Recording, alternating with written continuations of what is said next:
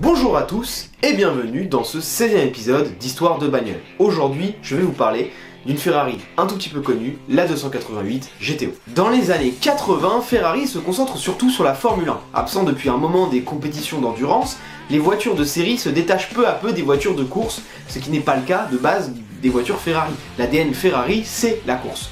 En plus de ça, le rachat par Fiat n'arrange rien.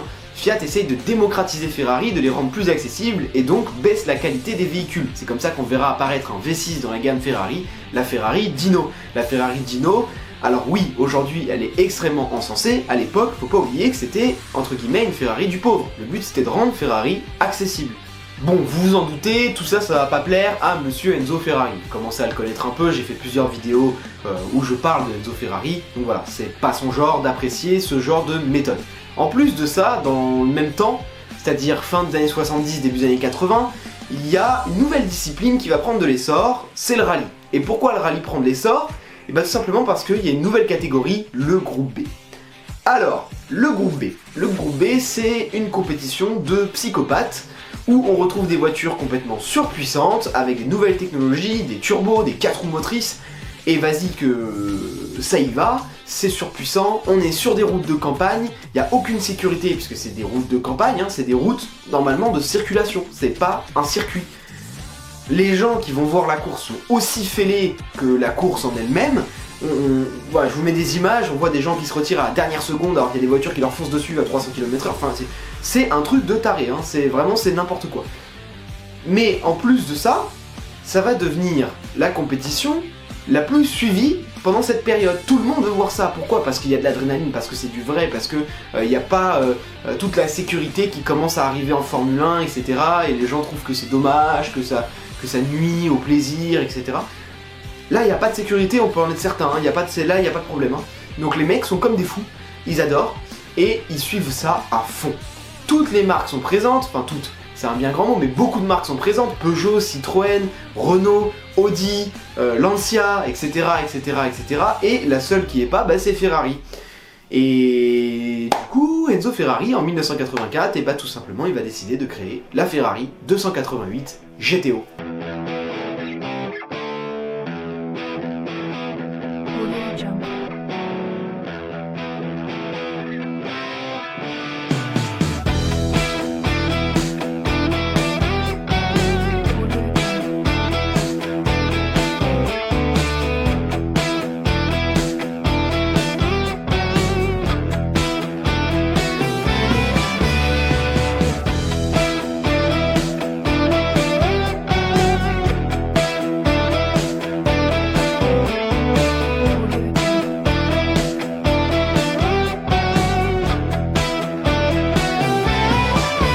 La 288 GTO embarque un V8 biturbo de 2,9 litres développant 400 chevaux, ce qui lui permet d'atteindre les 308 km/h et d'établir le 0 à 100 en 4,8 secondes.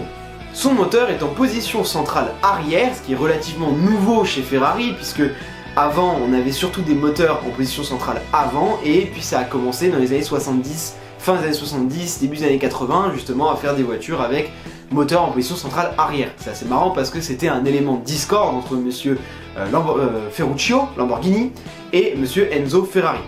Et au final, monsieur Enzo Ferrari est revenu dessus et a commencé à faire des moteurs en position centrale arrière. Quoi qu'il en soit, 200 exemplaires de cette voiture seront produits entre 1984 et 1985, donc seulement 2 ans de production. Elle reprend le design de la Ferrari 308 GTB, mais en plus sportif et plus acéré. Elle a également des clins d'œil à ses aïeuls, comme par exemple les 3 ouvertures, les 3 ouïes à l'arrière de la voiture. Elle est également plus légère que la 308 GTB grâce à l'utilisation d'un châssis tubulaire et d'une carrosserie en carbone et Kevlar. C'est incroyable d'utiliser du carbone et du Kevlar en 1984. Beaucoup décriront la Ferrari 288 GTO comme une voiture utilisable au quotidien mais qui peut se montrer très performante lorsqu'on le désire. En bref, une voiture très polyvalente. Mais ça, c'est la version route. En 1985, Ferrari commence à se pencher sur la 288 GTO Evolution.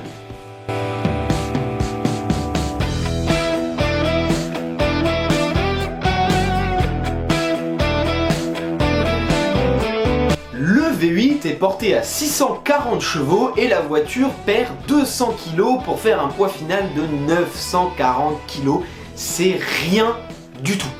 Elle atteint les 370 km/h et expédie le 0 à 100 en 4 secondes. Comment vous dire que cette voiture est censée être un monstre pour le groupe B. 5 exemplaires sont produits, mais en 1976, coup de théâtre, la FIA arrête le groupe B. Vous vous rappelez des images que je vous ai montrées au début? Comment vous dire que là, ces fous là qui sont en train de s'enlever au dernier moment devant les voitures qui arrivent à 300 km/h, bah il y en a plusieurs qui ont été blessés, voire qui sont morts. Également, le gros problème du groupe B, c'est qu'on arrive sur des voitures qui sont tellement puissantes. 700 chevaux sur des routes de campagne. Tu fais une sortie de route, t'es pas sur un circuit, tu viens pas taper un rail, tu tapes un arbre. Ça fait très mal. Et du coup, le moindre accident est très vite mortel. On en arrive à un point où les pilotes vont faire grève contre la FIA pour manque de sécurité.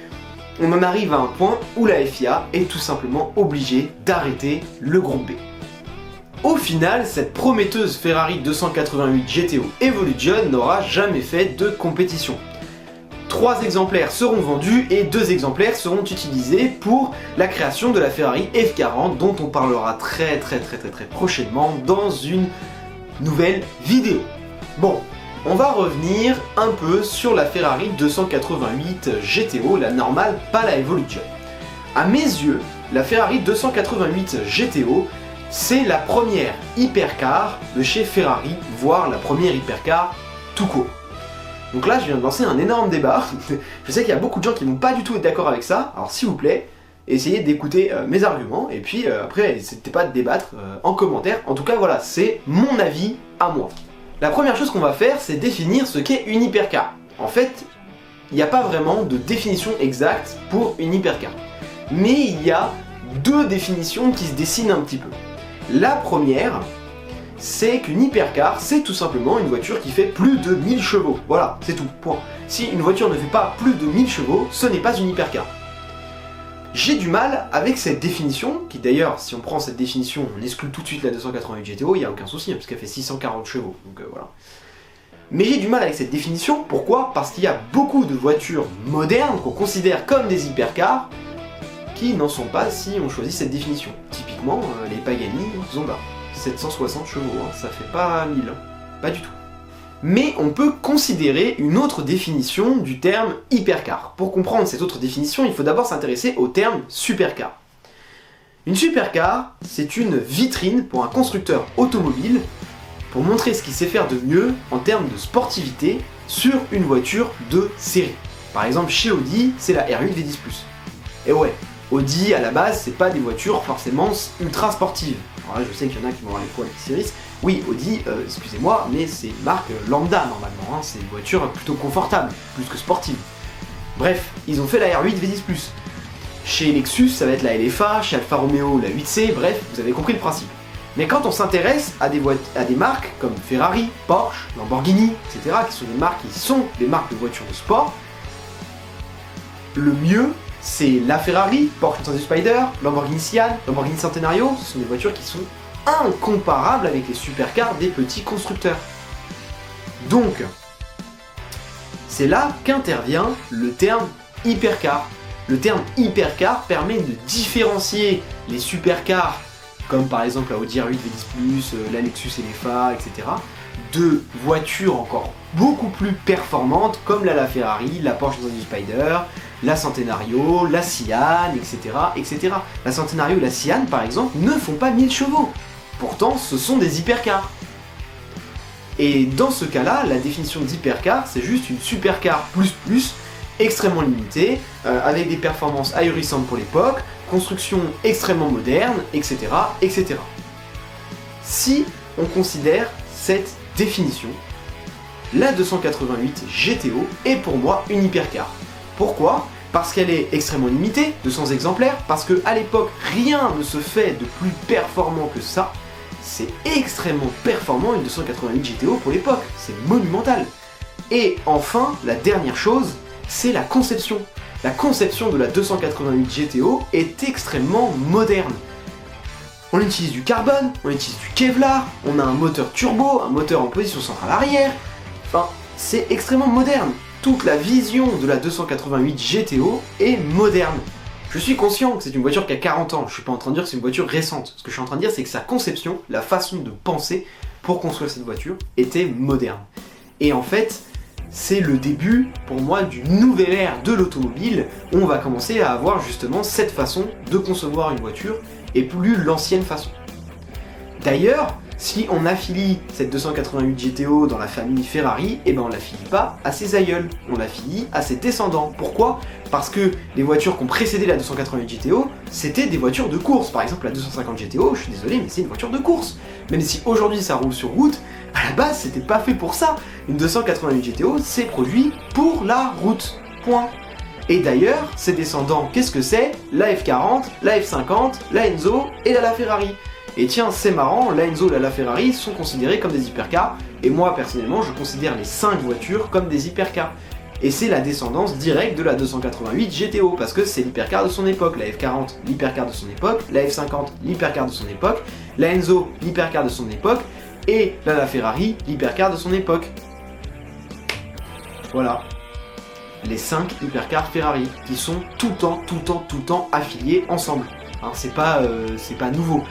Tout le monde affilie ces 5 voitures ensemble. Bon, eh bien on va pouvoir parler prix. Une 288 GTO se vend aux alentours des 3,5 millions d'euros. Plus ou moins 500 000. On peut en trouver à 3 millions, ça devient de plus en plus rare ces derniers temps, et ça peut aller par contre jusqu'à presque 4 millions. Hein. Donc c'est vraiment... ça coûte de l'argent pour une 288 GTO, hein. C'est pas donné.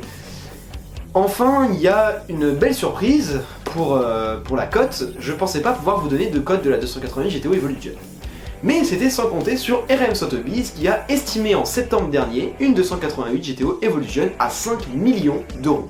Et pour l'instant, d'ailleurs, elle n'a pas été mise en vente, mais a priori, elle va être mise en vente très prochainement. Donc s'il y a des intéressés, n'hésitez pas.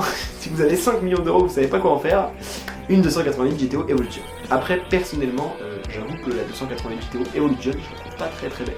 Elle a une histoire très intéressante, mais je la trouve pas magnifique personnellement. C'est mon avis, encore une fois. J'espère que cette vidéo vous a plu. Si c'est le cas, n'hésitez pas à vous abonner, un petit pouce bleu, activer la cloche pour avoir les notifications quand je sortirai une prochaine vidéo. Et salut!